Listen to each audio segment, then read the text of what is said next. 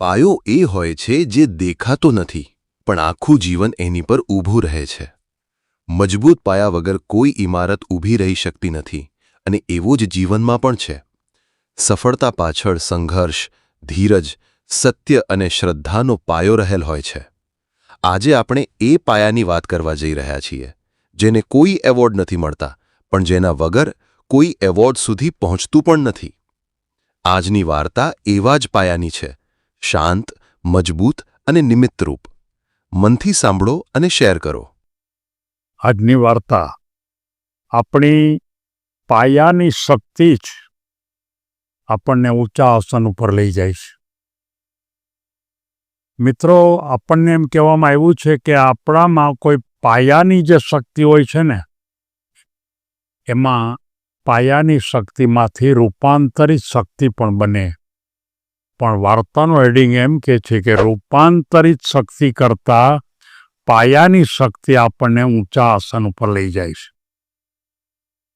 અને આ વાત અમેરિકાના એક બહુ મોટા સંગીતકાર જ્હોન ઓટ્રી નામના એક સંગીતકારની વાત કરવી છે. જ્હોન ઓટ્રી એ એક ગામડામાં રહેતા હતા અમેરિકાના. એમના જીવનનો ઉછેર ગામડાની પત્તી ઉપર જ થયો હતો.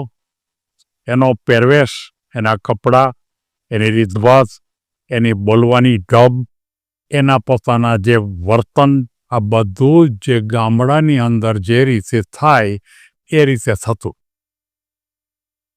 એક વખત એમને એમ થયું કે મારે શહેરમાં જવું છે અને શહેરમાં જઈ અને મને જે મારો સંગીતનો શોખ છે એ શોખને મારે વિકસાવવો છે.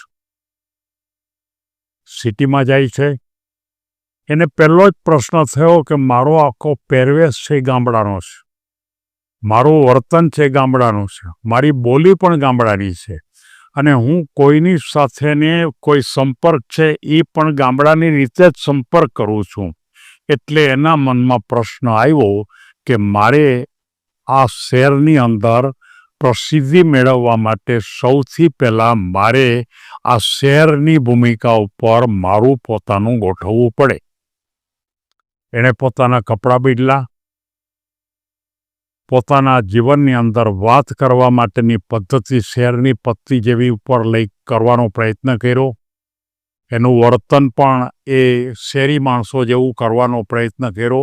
પણ એ મૂળ બાબત નહોતી. મૂળ બાબત તો ગામડાની જ હતી. એટલે એ શહેરની ભૂમિકા ઉપરના જેટલા પ્રયત્ન કરે એ પ્રયત્નમાં ક્યાંક ને ક્યાંક ગામડાની છાપ આવી જાય. એટલે ખરેખર એ હસી મજાક થાય. એણે ગાવાની પણ શરૂઆત કરી અને એ ગાવાની શરૂઆત પણ ગામડાની પત્તીથી નહીં, શહેરની પત્તી ઉપરથી, શહેરના ટોન ઉપરથી, શહેરની રીતભાત ઉપરથી, એના મ્યુઝિક ઉપરથી એણે ગાવાની શરૂઆત કરી. અવાજ સારો હતો, ઢબ પણ સારી હતી, પણ તકલીફ એક જ હતી કે ગ્રામ્ય ભૂમિકા ઉપરનો ટચ એનામાં આવી જાય. બહુ પ્રયત્ન કરે, ગાવામાં પણ શબ્દો બદલાઈ જાય, ગામડાના શબ્દો આવી જાય. અને આ ભૂમિકા ઉપર એણે ખૂબ પ્રયત્ન કર્યો. ત્યારે બધા એને હસતા. કેટલાક મિત્રો એમ કહેતા કે ભાઈ, તું આ શેરની પત્તી મૂકી દે અને તું તારી જે પત્તી છે ઓરિજિનલ, એ પત્તીના અનુસંધાને તું ગાઈશ ને તો તારા જીવનમાં તું આગળ વધીશ. એટલે તરત જ એ જ્હોન ઓટ્રીના મનમાં એમ થયું કે વાત સાચી છે.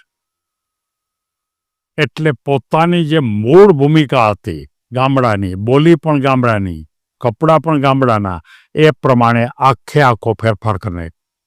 અને ફેરફાર કર્યા પછી એણે પોતે ગામડાના અનુસંધાનના ટોન ઉપર અને ગામડાની ભાષાના સંદર્ભ ઉપર એણે સંગીત ગીતો ગાવાની શરૂઆત કરી. અને આ ગીતો બધાને ખૂબ ગમ્યા. બધાને એમ થયું કે બસ કેવું સારું ગાય છે, કેટલું સારું ગાય છે. અને ત્યાર પછી એણે જે ગામડાનું એક જે સંગીત કહેવાય છે કાઉબોયનું સંગીત, કાઉબોયનું સંગીત ગામડાનું ગીતો કહેવાય અને એ કાઉબોયના સંગીત તરીકે અમેરિકાની અંદર એટલી ઊંચાઈ પ્રાપ્ત કરી કે જેની આપણે કલ્પના પણ કરી શકતા નથી. બહુ સારી ઊંચાઈ, જેને પ્રથમ ગ્રેડનો સારામાં સારો ગાયક, પ્રથમ ગ્રેડનો વ્યક્તિ, પણ એની આખી ઢબ, આખી એની ગાવાની રીત એ બધી જ ગામડાના ઢામ પડારે જ કરી. મિત્રો, મારે તમને સૌને કહેવાનું છે કે આ વાત એમ કહે છે કે આપણા જીવનમાં જ્યારે શરૂઆતમાં પાયામાં જે ઢાળ ઉપરથી આપણો વિકાસ થયો હોય અને જો એ જ ઢાળના આધારે જો આપણે ખરેખર વિકાસ કરીએ, એ જ રીતે બોલીએ, એ જ રીતે આપણે વર્તન કરીએ, તો આપણે ખરેખર આગળ નીકળી જાય છે. આ વાત હકીકત છે. તમે જોઈ શકશો કે એ રીતે ખૂબ આગળ નીકળો. આપણને આ તો મેં એક વાત કીધી, પણ આપણને ખબર છે કે ઘણા ફિલ્મના કલાકારો કે જે પોતાના રાજ્યની અંદર જે પ્રકારની બોલી હોય એ પ્રકારની બોલીથી પોતાના કોઈ પિક્ચરોની અંદર ખૂબ સારી રીતે સફળ થયા છે. વાત કરતી વખતે એ જ ઢબથી વાત કરનાર આવા અનેક માનો કે કલાકારો પોતાના ક્ષેત્રમાં આગળ વધ્યા છે. એટલે કે આના ઉપરથી આપણે ચોક્કસ કહી શકાય કે જે મૂળ પાયાની જે શક્તિ છે એ શક્તિથી જો આપણે આગળનું ડેવલપમેન્ટ કરીએ તો ખરેખર આપણે ખૂબ આગળ વધી શકાય છે. એ આપણને આ જે બહુ અમેરિકાનો મોટો સંગીતકાર થઈ ગયો, ગાયક થઈ ગયો, એ આપણને વાત કરે છે. સૌ કોઈ આ બાબત માટે ગંભીરથી વિચારજો. આ વાત 100% સંપૂર્ણપણે સાચી છે. એટલે કે આ જ એક જ પદ્ધતિ છે એમ મારો કહેવાનો ભાવાર્થ નથી, પણ આ એક વ્યક્તિ આ પદ્ધતિથી સફળ થયો છે, તો કોઈ પણ અન્ય વ્યક્તિ પણ પોતાની આ ઢબથી, એટલે કે જે પાયાની ઢબ છે એનાથી જો આગળ વધવા માગે તો આને યાદ કરી શકે અને જીવનમાં એ ખૂબ આગળ નીકળી શકે. સૌને ધન્યવાદ.